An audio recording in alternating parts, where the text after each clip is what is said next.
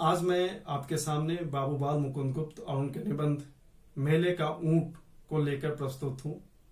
बाबू बाल मुकुंद गुप्त हिंदी के आरंभिक निबंधकारों में से एक हैं और हिंदी निबंध की परंपरा को विकसित करने में उनका अत्यंत महत्वपूर्ण योगदान रहा है। वे रचनाक्रम और कालक्रम की दृष्टि से द्विवेदी युग के अंतर्गत रखे जाते हैं। उन्होंने अपने निबंधों में तत्कालीन ब्रिटिश शासक और विशेषकर लॉर्ड कर्जन के ऊपर करारा प्रहार किया है। शिव शंभू के चिट्ठे तथा चिट्ठे और खत ये उनके दो महत्वपूर्ण निबंध संग्रह हैं और इनके माध्यम से उन्होंने भारतवासियों को जागरूक करने की कोशिश की है। हिंदी निबंध लेखन की परंपरा में अपने सरस व्यंग्यपूर्ण निबंधों और परिष्कृत गद्य शैली के कारण बाल मुकुंद गुप्त का विशिष्ट स्थान है। पत्रकारिता और लेखन के माध्यम से उन्होंने भारतीय जनमानस में एक नई चेतना उत्पन्न करने का प्रयास किया है। बाल मुकुंद गुप्त का लेखन भारतेंदु युग से आरंभ होता है और द्विवेदी युग पर खत्म होता है। इसलिए इनके निबंधों में जहाँ एक ओर भारतेंदु युगीन जीवंतता, परिहास और तीखा व्यंग मिलता है, तो वहीं दूसरी ओर द्विवेदी युग के अनुरूप व्याकरण सम्मत, परिमार्जित और परिष्कृत भाषा भी दिखाई देती है। लेखन काल की दृष्टि से इन्हें द्विवेदी युग के लेखकों में रखा गया है। बाल मुकुंद गुप्त का जन्म वर्तमान हरियाणा राज्य के जिला रेवाड़ी स्थित गुड़ियानी गांव में 14 नवंबर 1865 को हुआ था। इन्होंने अल्प आयु में ही उस समय प्रकाशित होने वाले पत्र मथुरा में लिखना आरंभ कर दिया था। उर्दू भाषा पर अच्छी पकड़ होने के कारण वे जल्द ही अखबार चुनार के संपादक बन गए। बाद में वे कोहिनूर, विक्टोरिया गजट, हिंदुस्तान, जमाना, हिंदी बंगवासी आदि पत्र पत्रिकाओं से जुड़े और पत्रकारिता का काम किया। अंततः सन 1899 में वे भारत मित्र के साथ जुड़े और मृत्यु पर्यंत उसका संपादन किया। एक संपादक के रूप में भारत मित्र के साथ इनका नाम उसी प्रकार जुड़ा हुआ है जिस प्रकार सरस्वती पत्रिका के साथ महावीर प्रसाद द्विवेदी का। बाबू बाल मुकुंद गुप्त एक निर्भीक संपादक और पत्रकार थे। हिंदी साहित्य में इनकी प्रसिद्धि का आधार इनके परिहास युक्त व्यंग्यपूर्ण निबंध हैं। निबंधकार के रूप में इनके दो संग्रह हैं, शिव शंभू के चिट्ठे तथा चिट्ठे और खत। शिव शंभू के चिट्ठे में संकलित बनाम लॉर्ड कर्जन, श्रीमान का स्वागत, एक दुरासा आदि निबंधों में इन्होंने तत्कालीन अंग्रेजी वायसराय लॉर्ड कर्जन को निशाना बनाते हुए अंग्रेजी शासन की अन्यायपूर्ण शोषणकारी नीतियों और विसंगतियों को उद्घाटित किया है। इन निबंधों में गुप्त जी ने लॉर्ड कर्जन और ब्रिटिश शासन पर जितना तीखा प्रहार और कटाक्ष किया है, वैसा करने का साहस इस समय बहुत ही कम लोगों में था। इन निबंधों में लेखक का क्षोभ और रोष तो प्रकट होता ही है, उनकी देशभक्ति की भावना भी प्रदर्शित होती है। बाल मुकुंद गुप्त ने अपनी रचनाओं में देशभक्ति की भावना का परिचय दिया है। उन्होंने बिना किसी भय के अंग्रेजी शासन की कटु आलोचना की है।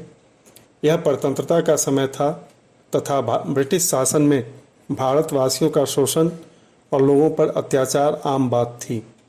यद्यपि देश में राजनीतिक गतिविधियां आरंभ हो चुकी थी, राजनैतिक चेतना भी उत्पन्न हो चुकी थी, लेकिन यह केवल पढ़े लिखे बुद्धिजीवी वर्ग तक ही सीमित थी। आम भारतीय अभी उस चेतना और समझ से अछूते ही थे। बाल मुकुंद गुप्त ने अपने व्यंग्यपूर्ण निबंधों के द्वारा सामान्य पढ़ी लिखी जनता में भी यह समझ उत्पन्न करने का प्रयास किया है।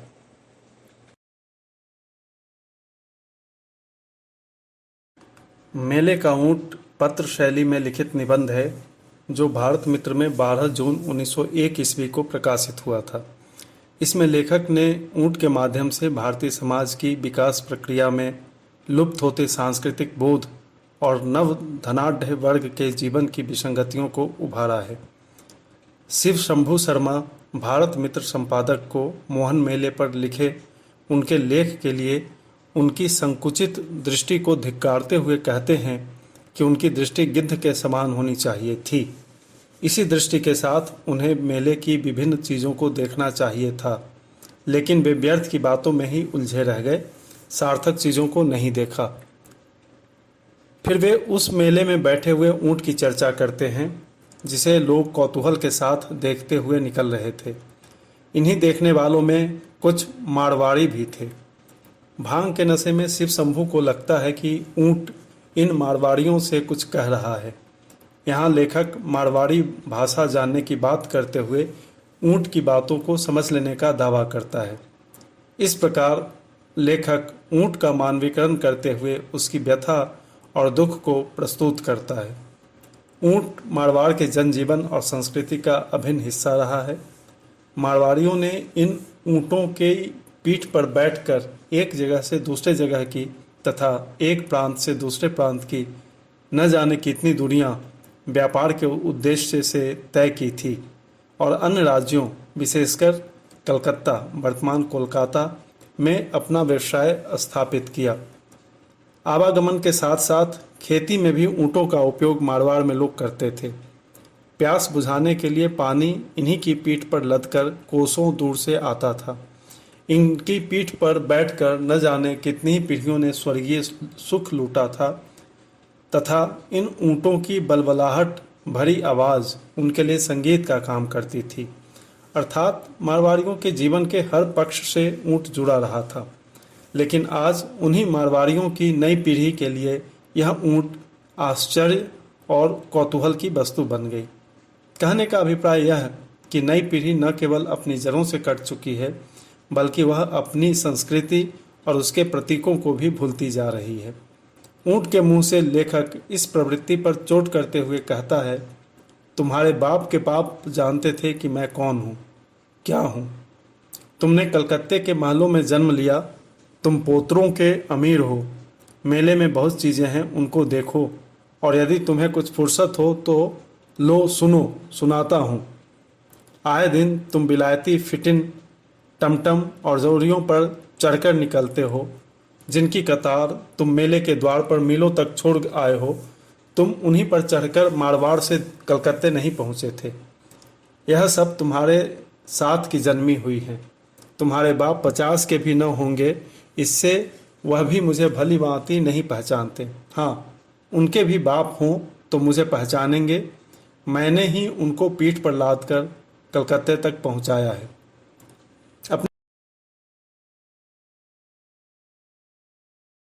अपनी पीड़ा का वर्णन करते ऊंट के मुंह से भंग शब्द सुनकर लेखक चौंक पड़ता है। वह व्यंग्यात्मक रूप में ऊंट से कहता है कि उसने अब अगर इससे ज़्यादा कुछ कहा तो ये मारवाड़ी उसे मारवाड़ से निकाल देंगे तथा वह कानूनी झंझट में भी फंस सकता है। इसलिए उसकी भलाई इसी में है कि वह इन मारवाड़ियों की प्रशंसा करें ताकि बदले में कुछ सम्मान मिल जाए। बाल मुकुंद गुप्त के अन्य निबंधों की तरह ही यह निबंध भी तत्कालीन परिस्थितियों पर व्यंग्य करता है। वह बदलते परिवेश में परिवर्तित हो रहे जीवन शैली तथा मूल्यबोध को रेखांकित कर रहा है।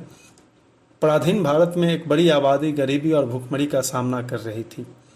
आम जनता फटेहाल जीवन जीने के लिए मजबूर थी।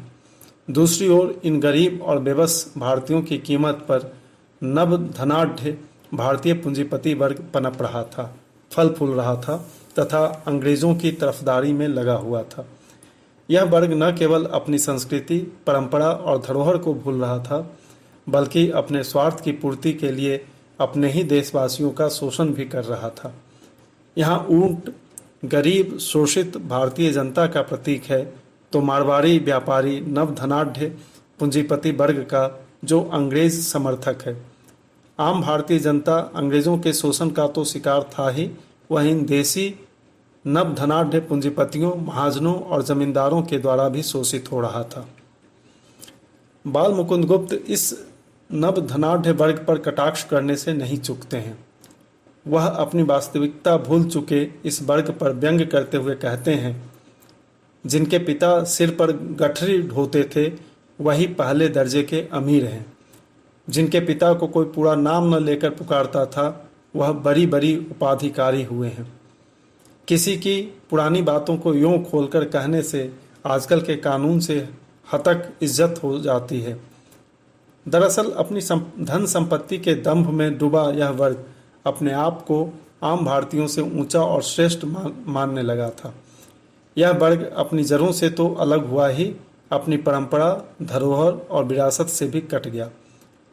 मेले में ऊंट को देखकर उनका कौतूहल इस विडंबना को सामने लाता है। बाल मुकुंद गुप्त अपनी परिष्कृत गद्य शैली और सरल भाषा के लिए जाने जाते हैं। इस निबंध में भी इसी शैली के दर्शन होते हैं। उनकी भाषा अर्थगर्भित, प्राणवान और प्रवाहमयी है। शब्दावली की दृष्टि से वे आम बोलचाल के शब्दों के पक्षधर थे। इसके लिए देशज, उर्दू और अंग्रेजी के शब्दों के प्रयोग से उन्हें कोई परहेज नहीं था। इसलिए उनकी भाषा इतनी प्रभावशाली और प्रवाहमयी है। आम जनजीवन में प्रचलित शब्दों जैसे दाना, थुथनी, टमटम, बलबलाहट, चारा, पगड़ी आदि का प्रयोग इसमें देखा जा सकता है। संस्कृतनिष्ठ शब्द तत्सम शब्दों का लगभग अभाव है। वात्सल्य, स्वर्गीय जैसे जो शब्द प्रयुक्त हुए भी हैं तो उनके अर्थ को समझने में कोई कठिनाई नहीं होती। उर्दू भाषा पर उनकी असाधारण पकड़ थी, इसलिए उनकी भाषा में अरबी फारसी के शब्दों का काफ़ी अधिक प्रयोग देखने को मिलता है। उदाहरण के लिए इस निबंध में प्रयुक्त इस प्रकार के कुछ शब्द हैं: अफसोस, शौकीन, बीबियाँ, उमर, बावला, दर्जे, अमीर, हक आदि। मुहावरे और लोकोक्तियों का प्रयोग भी अत्यंत स्वाभाविक रूप में देखने को मिलता है। वाक्य विन्यास के दृष्टि से उनका रुझान छोटे छोटे वाक्यों की ओर रहा है। बाल मुकुंद गुप्त अपने विषय को हास्य व्यंग्यपूर्ण शैली में प्रस्तुत करते हैं, जिससे उसमें जीवंतता का समावेश हो जाता है। इस शैली के कारण उनके निबंधों में शुष्कता नहीं मिलती और पाठक सहज भाव से उसे पढ़ता चला जाता है। इनके निबंध में व्यंग्य का पैनापन देखते ही बनता है, लेकिन हास, परिहास और विनोदपूर्ण होने के कारण लक्षित व्यक्ति तिलमिला कर रह जाता है, कुछ कह नहीं पाता। इस निबंध में इसी शैली में मारवाड़ियों पर व्यंग्य करते हुए वे कहते हैं, जिनके पिता सिर पर गठरी ढोते थे वही पहले दर्जे के अमीर हैं। जिनके पिता को कोई पूरा नाम न लेकर पुकारता था वह बड़ी बड़ी उपाधिकारी हुए हैं। संसार का जब यही रंग है तो ऊंट पर चढ़ने वाले सदा ऊंट ही पर चढ़ें या कुछ बात नहीं। किसी की पुरानी बात को यूँ खोल कर कहने से आजकल के कानून से हतक इज्जत हो जाती है। अंत में हम कह सकते हैं कि बाल मुकुंद गुप्त एक सजग, जागरूक और अपने समय को खुली आंखों से देखने वाले लेखक और पत्रकार थे। उन्होंने आम जनता को देश के सामने मौजूद समस्याओं के प्रति जागरूक करने की कोशिश की है।